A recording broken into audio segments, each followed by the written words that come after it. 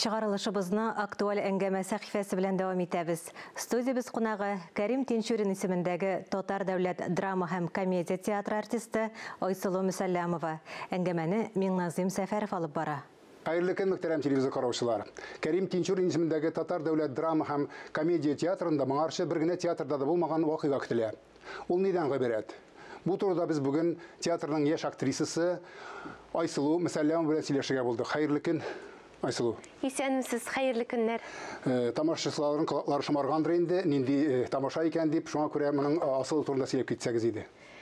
10 март көнне көндезге сәгать 12-дә безнең театрыбызда Шамил абый Фәрхетдинов иҗат иткән Татар теле, сәхнә теле дип исемләнгән дәрес спектакльнең премьерасы булып узачак. Димәк, гади премьера гына түгел, дәрес спектакль. Нәрсәдән гыйбарәт?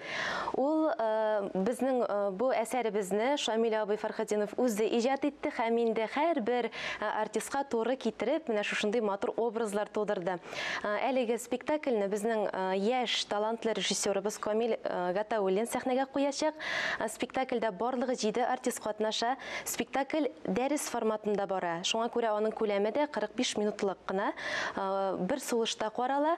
Анда җырлар да булачак, биюләр дә булачак, хәрәкәтләр белән. Ул ничек дип әйтик, сәхнә теле аша балаларга татар әдәби телен җиткерү, татар теленә мәхәббәт уяту өчен башкарыла бу эш. Һәм инде әлеге спектакльне, мәсәлән, татарча аралашмаган, ягъни татарча аңлап бетермәгән укучылар, яшүсмерләр, колакчыннар киеп тә әлеге спектакльне карый алалар. Син үзең дә авылда үскән татар баласы буларак, син дә татар мәктәбе саналса да русча укыгансыңдыр, име? Русча тапшырулар карагансыңдыр, ләкин телең камил, име? Татар телен әйбәт беләсең, җырлыйсың шуның өстенә, име? Театрда, име? Менә ничек шушы ана теле дигән зур казанышны югалтмаска кирәк. Һәр балага бит инде тумыштан бирелә, менә ничек сакларга аны? Әлбәттә, шулай күбрәк гаиләдән киләдер дип уйлыйм.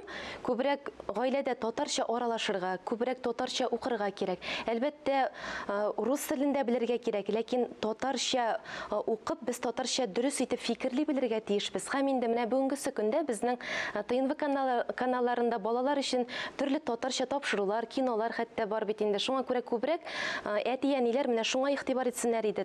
Татар спектакльләренә йөртсеннәр иде. Аңламаган очракта балаларга аңлатсыннар иде. Менә шушы спектакльдә нәкъ шуның өчен без менә әлеге спектакльдә безнең әдәби билгеле әсәребез Мирхәйдәр Фәйзинең Галия Бану спектакленнән үзек алып, без инде балаларга инде җентекләп шушы әсәрнең аңлап бетермәгән сүзләрен дөрес итеп аңлатып, аның мәгънәсенә төшендерәчәкбез шушы спектакльдә.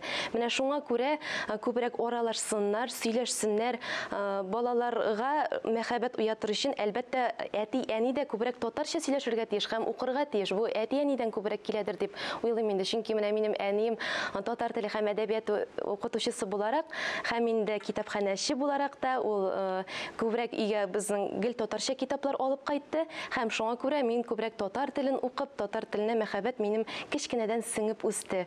Айсылу, ансы шулай. Гаиләдә һәр вакытта да безне яхшы гайрәттеләр, татар телен өйрәттеләр, сезне өйрәткәннәрдер. Ләкин Мөхәммәд абый Мәхдиев әйтмешли, татар кызлары Казанга килгәннән соң чәчләрен кистереп аталар. Иң беренче җитеп, име, слабот дип монда килгәннән соң, име, русча күчәләр бездә сезнең шикелле кешеләр дип үзләрен ничек дип әйтим инде, кимчелекләрен яшерер өчен дип әйтим инде. Менә бу процессны сез ничек үттегез? Авылдан килгән тәрбияле татар кызы. Мин беләсез, мин Казанга килгәчтендә мин татар эстрада бүлегенә укырга кирдем. Һәм татар бүлеге булгач, әлбәттә безнең күп дәресләребез татарча алып барылды. Шуңа күрә мин күбрәк татарча аралаштым. Бергә яшәгән кызларыбыз, группадашларым, алар гел татар телендә аралаштылар. Шуңа күрә мин татар теленнән берничек тә миңа бизәргә андый форсат булмады. Мин һәрвакыт татар телендә аралаштым һәм укытучыларым да шулай аралаштылар. Мин инде Салават абый Фәтхетдиновның бүлегендә белем алдым. Анда безнең Рима апа Ибраһимовалар, Илмира апа Мифтахова, Хамматова, менә алар миңа белем бирделәр.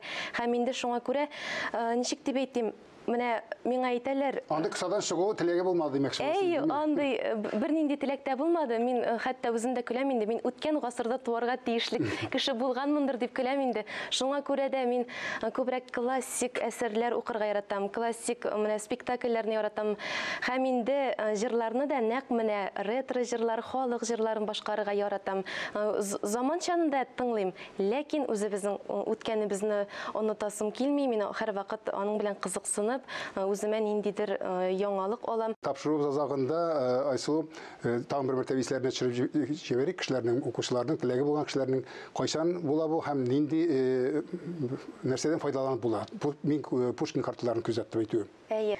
Хөрмәтле, кадерле тамашачыларыбыз, сезне барыгызны да 10 март көнне көндезге сәгать 12-дә татар теле, сәхнә теле дип исемләнгән спектакль дәрестә көтеп калабыз.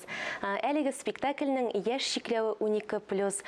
Бу спектакльгә инде сез Пушкин картасы белән дә керә алачаксыз. Барыгызны да көтәбез, бик кызык булачак. Айсылу, әңгәмәгез өчен бик зур рәхмәт. Тамашачыларны чакыруга без дә кушылабыз. Инде Биек Тукайыбыз театрын юкка гына тамаша кылу урыны булудан бигрәк кешенең хылкын театрга сәләтле билем йорты, әдәб йорты дип атамагандыр. Шундый йортларны үз итүчеләрдән булсак дигән теләктә бүгенгә сезнең белән саубуллашам, исәнлектә күрешик.